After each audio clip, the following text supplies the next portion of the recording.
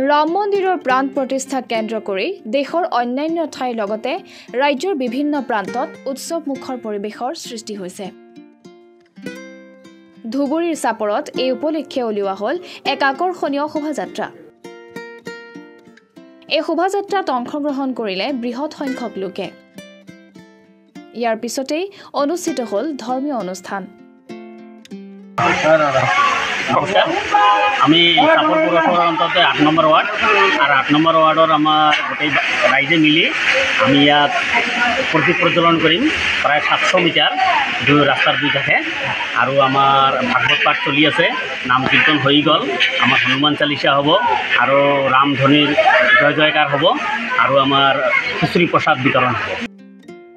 Bureau' report B24 Assam north east.